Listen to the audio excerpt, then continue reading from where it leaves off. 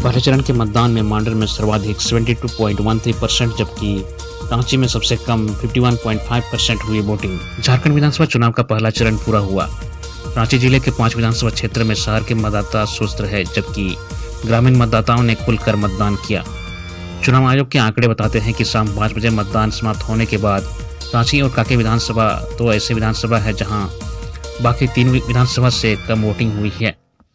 रांची में 51.5% तो कांके में 57.89% वोटिंग हुई। ग्रामीण इलाकों का प्रतिनिधित्व करने वाला तमाड़ विधानसभा 67.12% मतदान हुए। सबसे अधिक मतदान मांडर में हुआ है, यहाँ का आंकड़ा 72.13% है।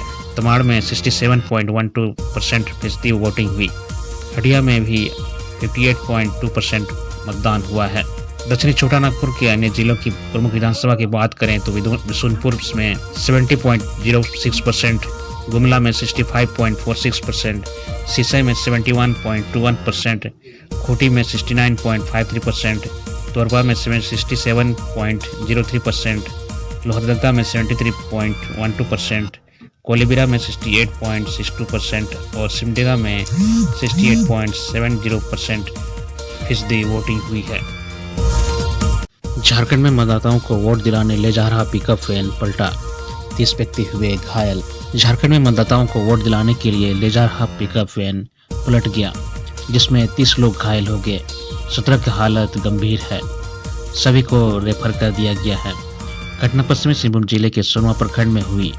लोंजो पंचायत में रिलोकेट बूथ में मतदाताओं को लेकर नक्सल प्रभावित क्षेत्र केडाबीर गांव से प्राथमिक विद्यालय लोंजो आ रहा पिकअप वैन नचलदा घाटी में पलट गया। वाहन पलटने से करीब 30 ग्रामीण महिला और पुरुष मतदाता घायल हो गए। दुर्घटना के बाद आनन फानन में पश्चिमी सिंहभूम जिले के सोनवा थाना प्रभारी संजय कुमार नायक, आईटीबीपी जवानों व पुलिस ने मिलकर सभी घायलों को एम्बुलेंस व अन्य वाहनों से सामुदायिक स्वास्थ्य केंद्र सोनवा भेजा। प्राथमिक उपचार के बाद 17 घायलों को बेहतर इलाज के लिए सदर अस्पताल चाईबासा रेफर कर दिया गया। घायलों में केडाबीर गांव के 20 और बिलायती टोला के 10 ग्रामीण शामिल हैं। घटना के बाद सोनवा के बीडीओ सोमनाथ उरांव व निर्दलीय प्रत्याशी रिटायर्ड डीएसपी रामेश्वर तेसुम, समाज सेवी विदेशी प्रधान सोनवा अस्पताल पहुंचकर स्थिति का जायजा लिया। बीडीओ सोमनाथ उरांव ने बताया कि इस घटना में ग्रामीणों को ज्यादा चोटें नहीं आई है। इलाज के बाद सभी को उनके घर भेज दिया गया। जुगसलाई में वोटिंग के दौरान आज सुबह जेएमएम कार्यकर्ता के बीच हुई आपसी झड़प।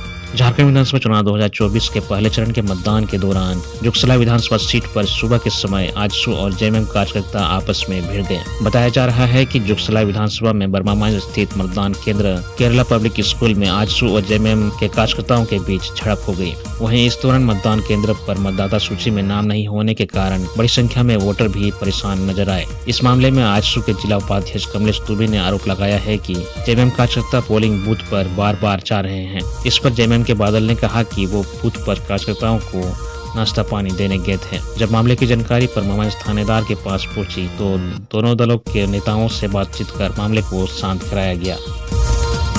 गुमला में ग्रामीणों ने किया वोट बहिष्कार। झारखंड के गुमला के चुगलू, पड़कीटोली और शकरपुर गांव के ग्रामीणों ने विधानसभा चुनाव का बहिष्कार कर दिया है। ग्रामीणों ने सड़क और पुल के मुद्दे पर वोट बहिष्कार करने का फैसला किया है। ग्रामीणों ने बताया कि वे लंबे समय से प्रशासन से सड़क और पुल बनाने की मांग कर रहे थे, लेकिन उनकी मांगों पर ध्यान नहीं दिया गया।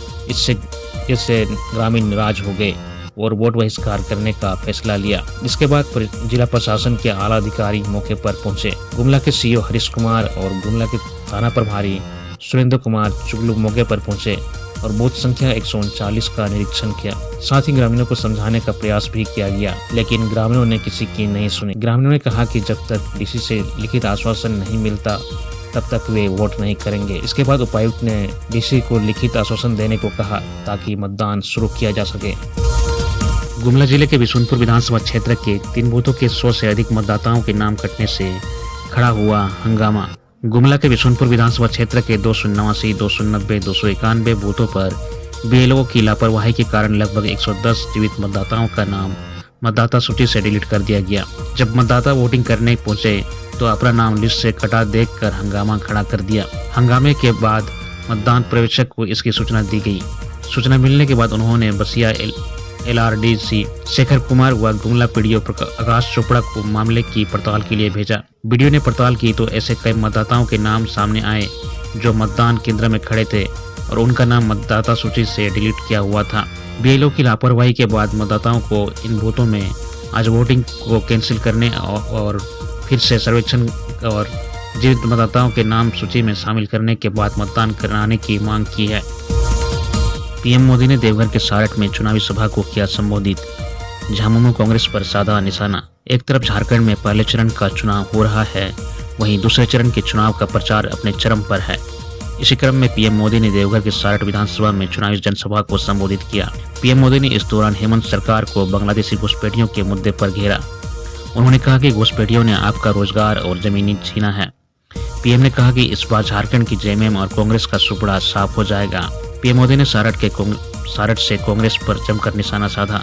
उन्होंने कहा कि कांग्रेस जाति के आधार पर लोगों को बांटने का काम कर रही है। उन्होंने कई जातियों के नाम गिनाते हुए कहा कि ये सभी OBC हैं, लेकिन कांग्रेस चाहती है कि ये जातियां आपस में लड़ जाएं। कांग्रेस के इरादे बेहद खतरनाक हैं। PM ने बिना नाम लिए राहुल गांधी पर वार किया। उन्होंने कहा कि कांग्रेस के शहजादे ने साफ कर दिया है कि वे SC, ST और OBC का आरक्षण खत्म करना चाहते हैं। PM ने कहा कि बीजेपी ने झारखंड बनाया है और हम ही इसे संवारेंगे। PM ने कहा कि झारखंड की ऊर्जा से पूरा देश रोशन हो रहा है। मेरा सपना है कि झारखंड देश के अग्रिम राज्यों में खड़ा हो। PM ने कहा कि आज झारखंड में मतदान हो रहा है। हर बूथ में रोटी बेटी और माटी बचाने का संकल्प दिख रहा है। धनबाद में हेमंत सोरेन ने कहा, सरकार बनी तो हर गरीब को देंगे सालाना 1-1 लाख रुपए। झारखंड के मुख्यमंत्री हेमंत सोरेन ने सिंधी विधानसभा क्षेत्र के बलियापुर हवाई पट्टी पर इंडिया गठबंधन के माले प्रत्याशी चंद्रदेव महतो उर्फ बबलू महतो के पक्ष में चुनावी सभा की और उन्हें विजयी बनाने का आग्रह किया।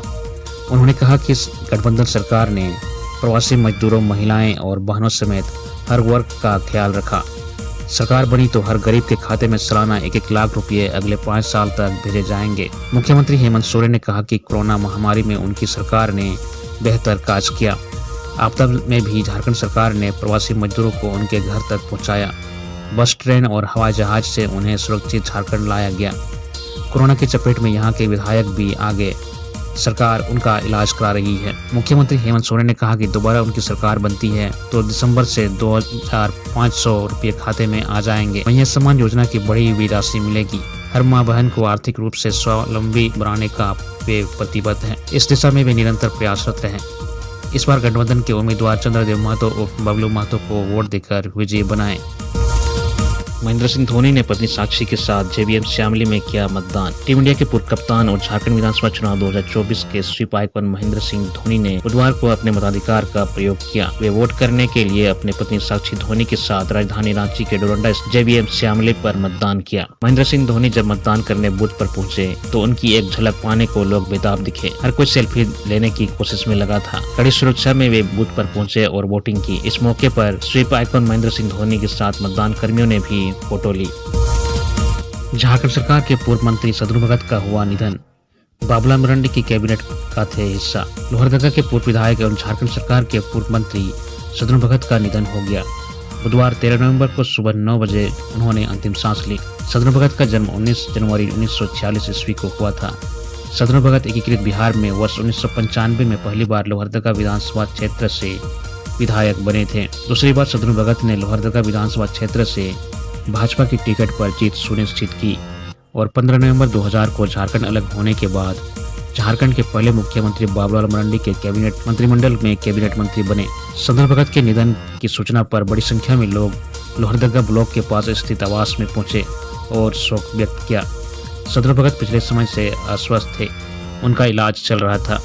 उनके निधन पर लोगों ने दुख व्यक्त करते हुए कहा कि सदनू भगत किसी सादगी के लिए जाने जाते थे और उनकी व्यवहार कुशलता के भी सभी कायल थे। मंत्री डॉक्टर रामेश्वर उरांव उनके निधन की सूचना मिलते ही सदनू भगत के आवास पहुंचे और परिजनों से मिलकर शोक व्यक्त किया।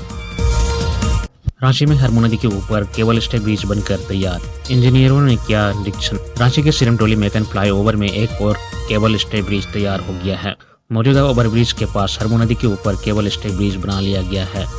इसका निरीक्षण मंगलवार को रांची के कार्यपालक अभियंता विनोद कश्यप ने L&T की टीम के साथ किया। इसका निर्माण सफलतापूर्वक हो गया है। इंजीनियरों की टीम मेकन की ओर से फ्लाईओवर के ऊपर चढ़े और केबल स्टे ब्रिज को पार करते हुए निवारनपुर तक पहुंचे। यानी मेकन चौक से लेकर निवारनपुर में रांची रेलवे स्टेशन के ट्रैक के ठीक पहले तक फ्लाईओवर पूरी तरह तैयार है। अब केवल रेलवे ट्रैक के ऊपर केबल स्टे ब्रिज तैयार करना है। रेलवे ट्रैक के ऊपर केबल स्टे ब्रिज का काम 1 सप्ताह में शुरू कराने की योजना है। इसके लिए कंपनियों के अधिकारियों ने रेलवे के अफसरों से संपर्क किया है। उनसे समय की मांग की गई है। जल्द ही अनुमति लेकर इस पर काम शुरू कराया जाएगा। वोटिंग से एक दिन पूर्व मैयत सम्मान की राशि देने पर बीजेपी ने की चुनाव आयोग से शिकायत। चुनाव के एक दिन पहले मैयत सम्मान योजना के तहत सरकार द्वारा पैसे भेजने के खिलाफ भाजपा आज चुनाव आयोग पहुंची है। पार्टी ने मांग की है कि योजना के तहत दी जाने वाली राशि चुनाव के एक दिन पहले किसके आदेश पर दी गई, इसकी जांच हो। साथ ही चुनाव आयोग को बताया गया कि हर महीने के 6 से 7 तारीख को मैयत सम्मान योजना का पैसा खाते में जाता है, लेकिन चुनाव के ठीक एक दिन पहले इस बार राशि भेजी गई है। उन्होंने कहा कि चुनाव की तैयारी में मैयत सम्मान योजना की राशि को 1 सप्ताह इंतजार करना पड़ा। इसके अलावा बीजेपी ने हटिया विधानसभा के कांग्रेस प्रत्याशी अजयनाथ शाहदेव का हर बूथ पर फोटो युक्त पर्ची बांटने की भी शिकायत की गई है। उन्होंने कहा कि महुआ मांझी चुनाव के दौरान चुटिया में पार्टी का पट्टा पहनकर घूम रही हैं, उनके खिलाफ भी कार्रवाई हो। बीजेपी नेताओं ने आरोप लगाया है कि हुसैनाबाद में संजय कुमार यादव नामक एक थाना प्रभारी हैं जो खुलियाम आरजेडी के समर्थन में काम कर रहे हैं। उनको सस्पेंड करने के लिए भी शिकायत की गई। आयोग की ओर से इस संबंध में अजयनाथ शाहदेव और महुआ मांझी की प्राथमिकी दर्ज करने के आदेश दिए गए हैं और बाकी 2 मामले में जांच करने के आदेश दिए गए।